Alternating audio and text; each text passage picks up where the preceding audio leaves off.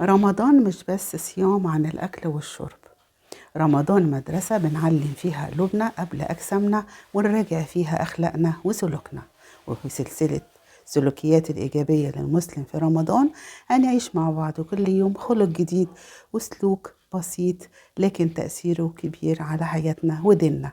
خلينا نتقرب من ربنا أكتر ونطلع من رمضان بقلوب أنضف، أخلاق أحسن، ونفوس أهدى. يلا نبدأ حلقة النهاردة. ازيكم يا حلوين، عاملين ايه؟ السلام عليكم ورحمة الله.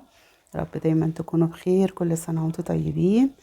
ان شاء الله النهاردة هنتكلم مع بعض في اول حلقاتنا مع بعضينا في سلسلة سلوكيات اللي المفروض تكون عند كل مسلم في رمضان.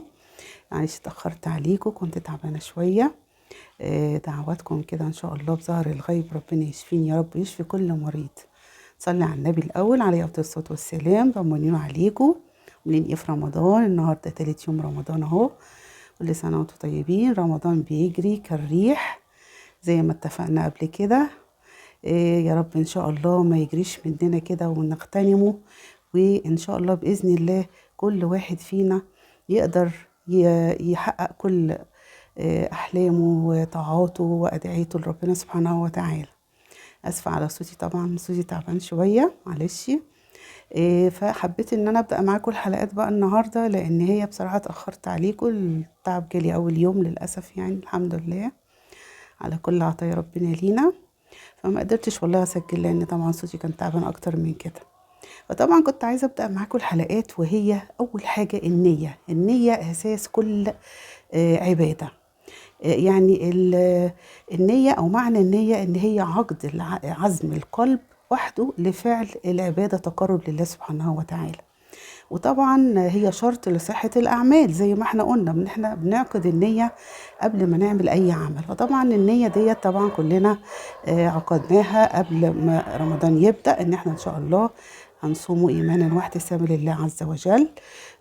وطبعا يعني شرط صحة الأعمال دي القلب دون اللسان. يعني النية بتبقى من القلب، بتبقى جوه القلب قبل ما بتطلع على اللسان. يعني النية محلها القلب، تمام كده.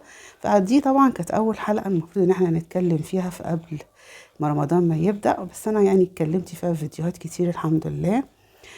ازاي نصحح نيتنا بقى ونبقى مخلصين فيها. يعني هو الإخلاص في العمل لله وحده وتجنب الرياء، هو ده معنى كيف نصحح نيتنا لله سبحانه وتعالى. ان نيتنا دي تبقى بعيدة خالص، يعني بعيدة البعد عن النفاق والرياء. خلاص بنعقد العزم على فعل العمل، اي عمل بقى، سواء كان عمل ديني او عمل دنيوي، بتبقى فيه النية محلها القلب والصدق مع الله سبحانه وتعالى، بعيد عن الرياء وعن النفاق. مثلا في أعمال الخير، في أعمال التقرب لله سبحانه وتعالى.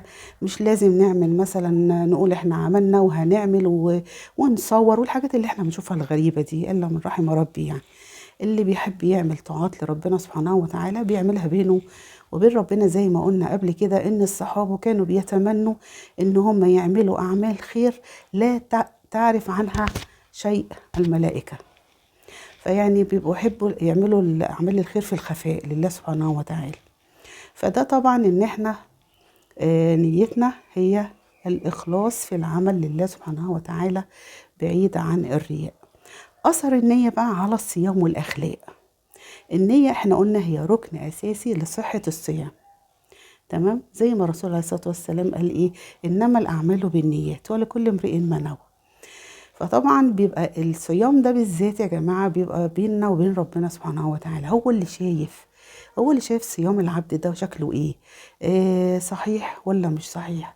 احنا بنبقى شايفين نفسنا كلنا صايمين، الله أعلم بالنوايا، لا يعلمها إلا الله سبحانه وتعالى. وطبعا النية هي ركن أساسي لصحة الصيام. يعني إن هي بتتحول من الامتناع عن الطعام لعبادة مقبولة، وبتؤثر على أخلاق الصايم طبعا في مراقبة كل أعماله، وإزاي إن هو بيستحضر النية للصيام وبيراقب ربنا سبحانه وتعالى في كل الأعمال بتاعته عشان صيامه يبقى صادق لربنا سبحانه وتعالى. تمام كده. وإن هو يمتنع طبعا عن المعاصي والأخلاق الذميمة، ويبعد عن الناس اللي هي بتبقى صحبة سوء. كل ده الناس بتلتمسه في موضوع الصيام، عشان على قد ما نقدر ان احنا صيامنا يبقى صادق لربنا سبحانه وتعالى. زي ما قلنا قبل كده، هنبعد عن أماكن النميمة والغيبة والأماكن المشبوهة والصحبة المشبوهة والأخلاق المشبوهة مع أي حد. نبعد بأي طريقة عشان نقدر ان احنا نخرج من الشهر الكريم دوت على الأقل بصيام مقبول من ربنا سبحانه وتعالى لينا. تمام. فده النية بتدخل فيه بقى في كل حاجة.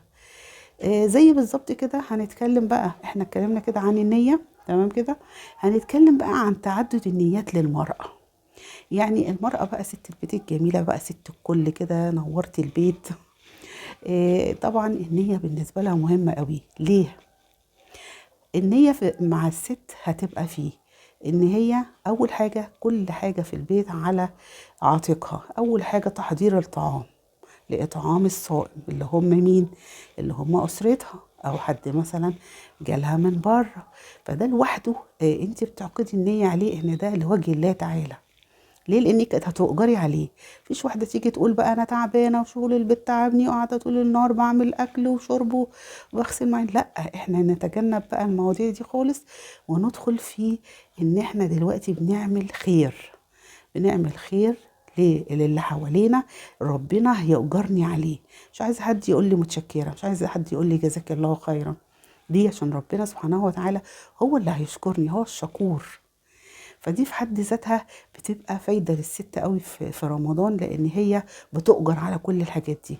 إطعام الصائم، خدمة أولادها، خدمة بيتها، كل دوت بيبقى عاوز من الست نوايا، نية. يعني انت بتعقدي النية ان انت بتعملي الحاجات دي لوجه الله، مش ان انت بقى قاعده بتشتغلي في البيت ومستنيه كل اللي في البيت يشكروكي، او اي حد مثلا اطعمتيه عملتي له خدمه يقول لك شكرا جزاك الله خيرا. لا، احنا بنستنى هنا بقى في الشهر الكريم ده الجزاء من الله سبحانه وتعالى.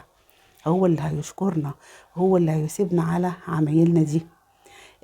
ربنا سبحانه وتعالى بيبقى بين العمل والنوايا ليه سبحانه وتعالى اجر عظيم، لان انت عاملاه لوجه الله.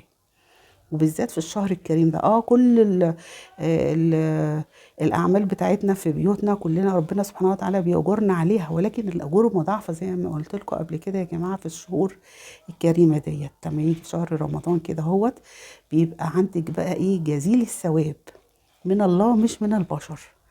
فده بالنسبه للست الجميله ان هي هتعدد نواياها، ونواياها دي بقى هتفوز بيها بثوابات كتيره قوي قوي من ربنا سبحانه وتعالى، علشان الحاجات دي هتقلل من عندك ان انتي تعبانه في البيت.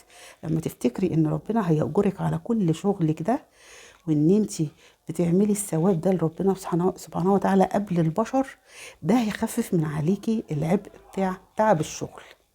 عشان كده بنقول نجدد نوايانا مع ربنا سبحانه وتعالى في كل عمل بنعمله، بالذات ست البيت الجميلة اللي يعني عليها عاتق الشغل كله. كل أم، كل زوجة، كل بنت كمان في البيت بتساعد والدتها.